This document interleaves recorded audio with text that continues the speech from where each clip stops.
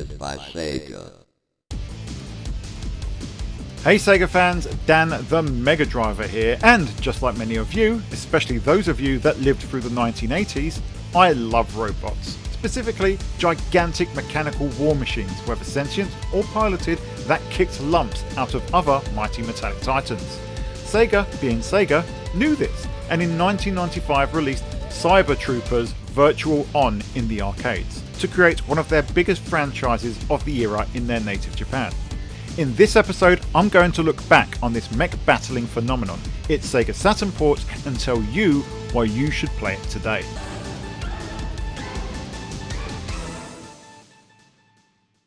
Virtual On started life in the arcades as early as 1995. Initially conceived by designer Yuro Watari and produced by Sega legend Isao Oguchi, aka The Boss, the game utilised the Sega Model 2 board, specifically its 2B update, to pit gigantic piloted mechs against one another. In creating this game, the team knew that the aesthetic of the world and its robotic warriors was of paramount importance. You see, during the early to mid 1990s, giant robot combat games looked a little bit like this, with the MechWarrior series setting the standard for the Western-driven genre. Okay, this isn't the PC game, it's the surprisingly excellent Sega Saturn port, but you get the idea. So, AM3 needed to tap in to that manga and anime influence to give the game some real wings in Japan, and what better way to do that than with Hajime Katoki, the legend behind many manga and anime works, being one of, if not the key character designer in a lot of Mobile Suit Gundam media. Katoki had experience working on Sega Saturn games previously, being credited for the Mobile Suit Gundam game that was developed by CRI. With such pedigree, he was perfect for designing the mechs in AM3's upcoming title. While they all take clear influence from Katoki's other works such as Gundam and Patlabor, the combatants also inherit fighting game character tropes. You have Temjin, the main character and the all-rounder. You have Viper 2, who is sort of the Ken to Temjin's Ryu, with similar attacks albeit slightly different properties, and acts as your alternative beginner character. Fei Yen is the quick and nimble yet comparatively frail combatant with a degree of femininity. Bao Baz Bao is the oddball Virtuoid with an appearance and moveset quite like any other in the game. Raiden is your powerhouse character with low mobility and huge strength, which is also reflected in Dorcas, who is comparable albeit a little bit faster and not quite as strong. Belgdor is another strong yet far more agile contender, and the Farmed is your buzz-cut, fatigues-wearing secondary main character who plays a lot more defensively but can be extremely punishing. As a delightful little touch, every Virtuoid has a Sega Saturn on their back. The power of 3 processors and creamy 3D graphics clearly is enough for this top-of-the-line military technology. All in all, there's 8 player characters who each have their own distinctive looks and playstyles. The result? High-octane, heavy metal mech combat. As you may have guessed by now, Virtual On is not a standard one-on-one fighting game. Instead, it gave birth to the 3D arena fighter. 2 combatants enter the stage, each with a life bar. The Virtuoids battle it out around a 3D space, firing their weapons and using melee attacks until one of them is destroyed. Each character has 3 standard attacks, and they vary significantly between the fighters. The right firing attack is generally your common small arms fire, from lasers to shotgun style attacks. These have decent range and relatively quick recharge time, but they are low damage.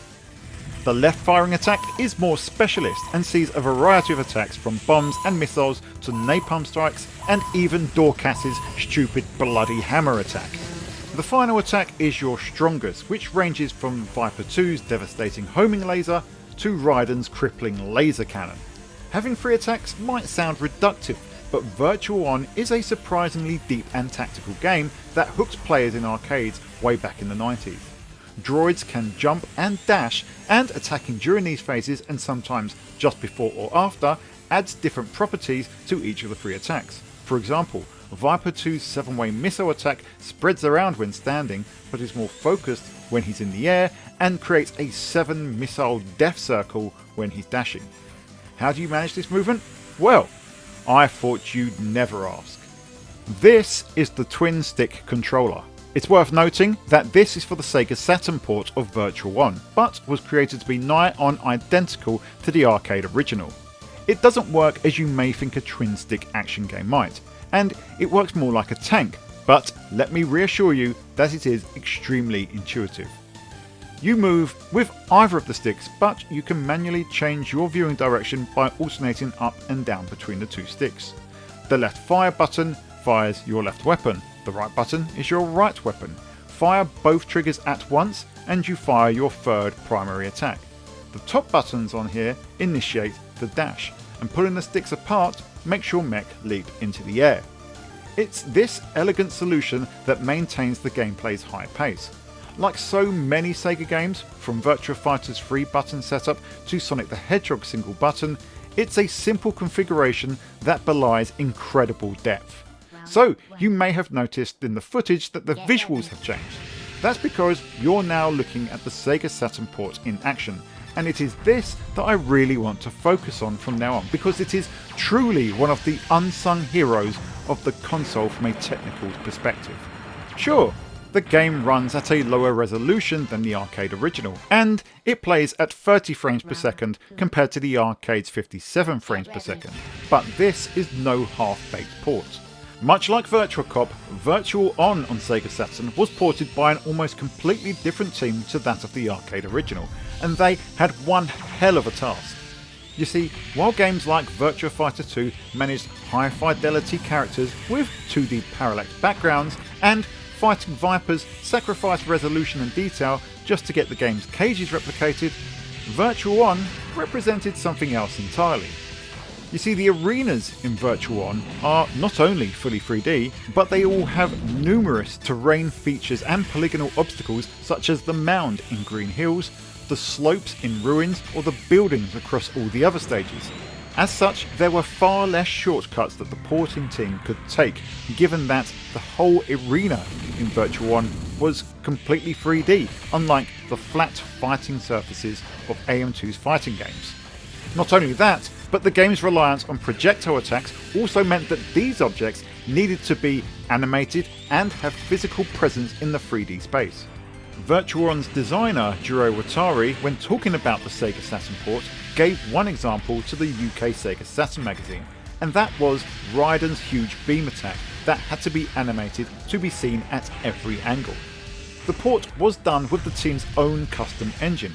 Code from the arcade game was used, but existing Saturn middleware such as SGL was not used. In the end, aside from the drop in resolution and frame rate, the biggest downgrade from the arcade was the loss of 3D backgrounds, though it's easy to forgive when every object in the playing field has been retained.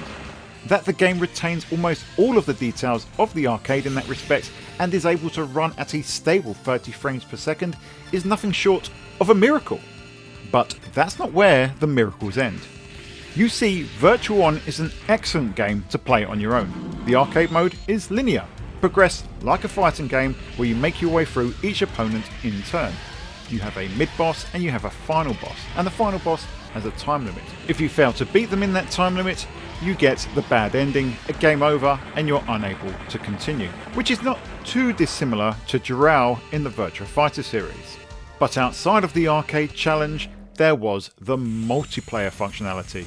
In arcades, this was done via link play with two machines connected for multiplayer mech combat action. How do you replicate this on Sega Saturn? Well, you go split screen.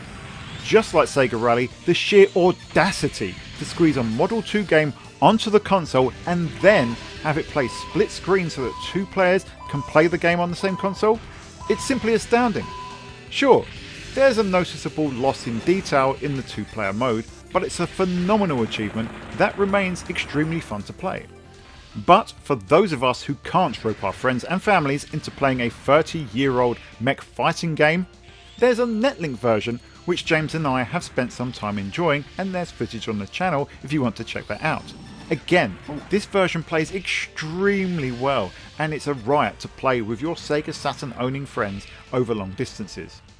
Whether it is local or online, single or multiplayer, Virtual On is an absolute treasure on Sega Saturn. The gameplay really is simple to learn, but difficult to master, and visually the game is extremely impressive for the era, wherever you play it, with an art style and character design that feels timeless. And obviously, this being a Sega game, the soundtrack is an absolute banger. In fact, this is one of my all-time favourite Sega soundtracks of any era. There is something unique yet extremely evocative about its sound design. From the iconic Into Blue Sky,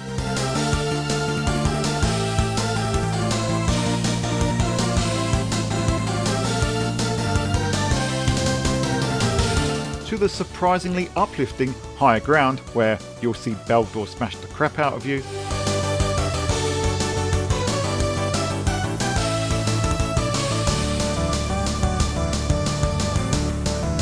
you have the pumping Earthlight,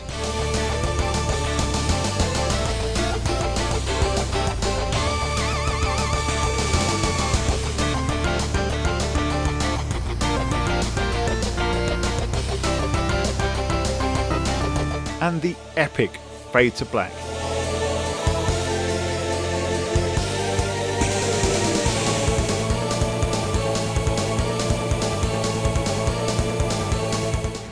But it's not just these tracks, every single track in this game is incredible. The fact that this soundtrack isn't available on streaming services yet is a crime in itself. I mean, come on Sega, sort it out. Sadly, in the West, Cyber Troopers Virtual On was never the hit that it should have been, that it deserved to be. In Japan, the game was a revelation, further cementing Sega's arcade dominance, ushering in a new wave of merchandise and tie-in media, and helping the Saturn maintain a lead over the PlayStation during those early years. It's a game that deserves to be played. The Sega Saturn version is relatively easy to come by. The PC port has a few of the usual Windows 95 PC port issues. Like Virtua Fighter, the game also has issues in MAME, and even on the Model 2 emulator, this one struggles to run properly. You could look at the PS2, PS3, PS4 or Xbox 360 versions, though unfortunately even when one of those versions isn't delisted, all of them are still Japan only. Regardless, you need to play this game. Virtual On is a unique experience, yet also an important one. It set the template, not just for many 3D mech games that came after, but it also pioneered concepts such as 3D lock-on targeting. It was also the first polygonal arena fighter, and very much a trailblazer in that regard.